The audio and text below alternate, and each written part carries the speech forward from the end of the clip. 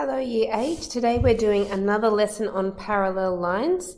Okay, there's no new rules that we're going to learn today. We're just going to use the same 3 parallel line rules from last lesson.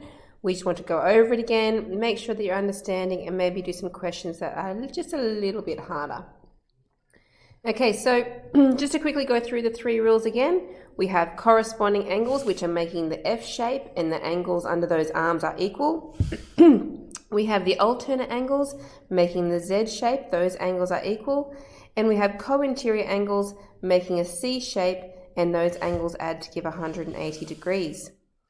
So in example number 2, just a quick recap of using those rules. First of all, we want to work out which of the 3 rules we are using. So draw the arms around the angles that you've been given. So around the A and around the 100, those 2 angles are making an upside down F, which is the corresponding angles. Those angles therefore are equal. So A must be equal to 100 degrees, and we write our reason in the brackets, and it's because corresponding, which is chorus for short, corresponding angles are equal. Okay, next one. Draw the arms around the A and the arms around the 120. They're forming a sideways Z shape, which is alternate angles. Those angles are also equal. So A equals 120 degrees. Write the reason in the brackets. Alternate we shorten to alt.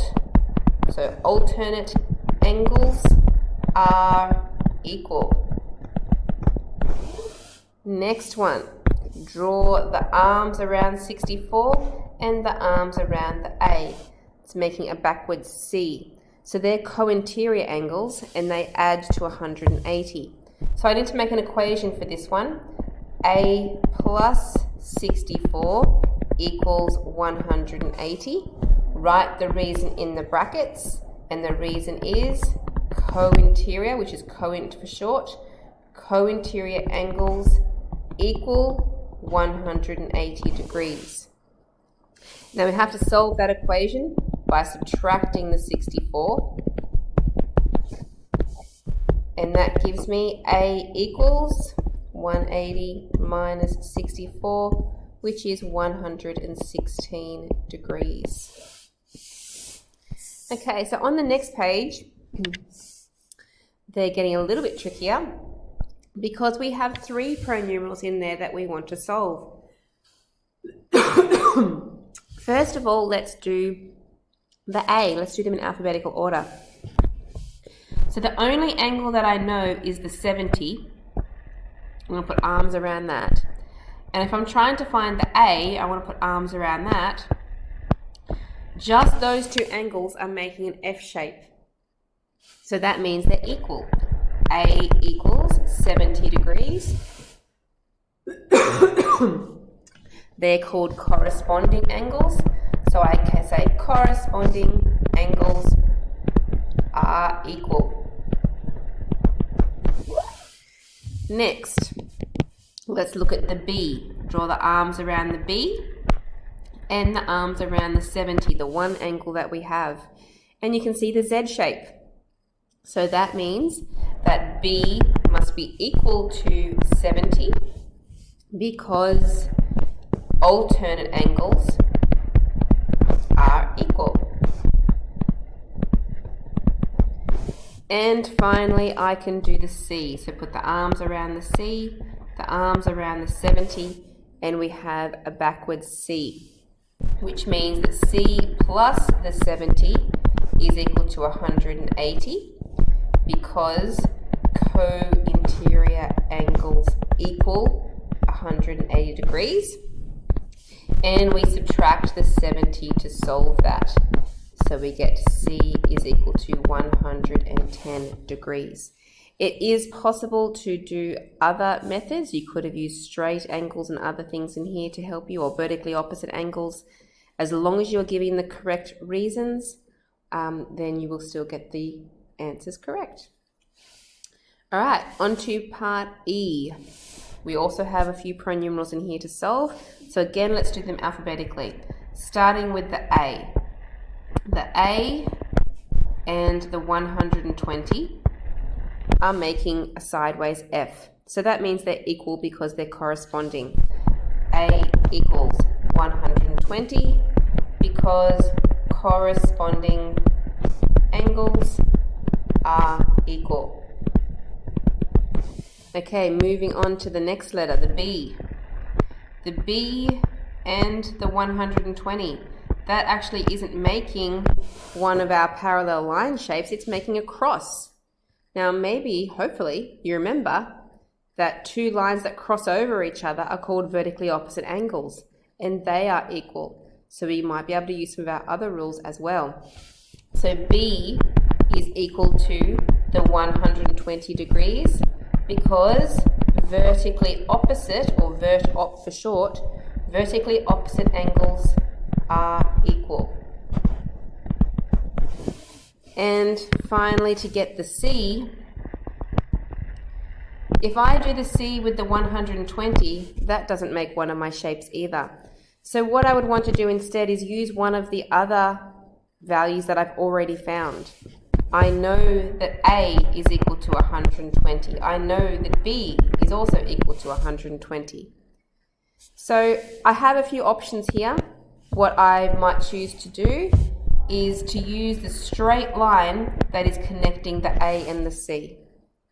So that would mean if A is 120, that C plus the 120 would be equal to 180 degrees because I'm using that straight line, which we call a straight angle, is equal to 180 degrees. Then all I need to do is subtract the 120 and I find that C is equal to 60 degrees. Okay, let's look at F. Let's draw some arms around the A and some arms around the 119. That is not an FZ or any type of shape that we know about. So we might have to actually find something else first. What we could do is I could do vertically opposite angles with that 119. Maybe I'll call that one in there C. I could find the angle C by saying that that's equal to 119 degrees because vertically opposite angles are equal. Okay, now I can use C to help me find the A that I really want. Now they are making a C shape in here, so they're co-interior. A plus C, which is 119, is equal to 180 degrees because co-interior angles equal 180 degrees. So to find the A, I need to type in 180, subtract the 119 to get 61 degrees. Now to find B. Now I have choices. I could do the straight line between the A and the, joining the A and the B, do a straight angle. But what might be faster is to do the B and the C together because they are making an F shape and they're equal. So all I need to do is say that B is equal to C, which is 119 degrees, because they are corresponding angles.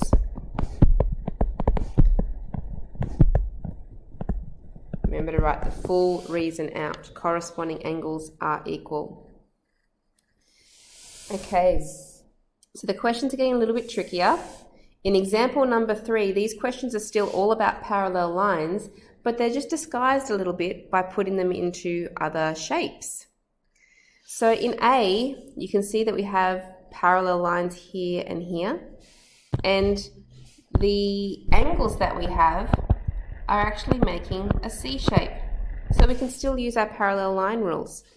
The C shape is the co-interior, so that means A plus 115 equals 180 degrees. because co-interior angles equal 180 degrees.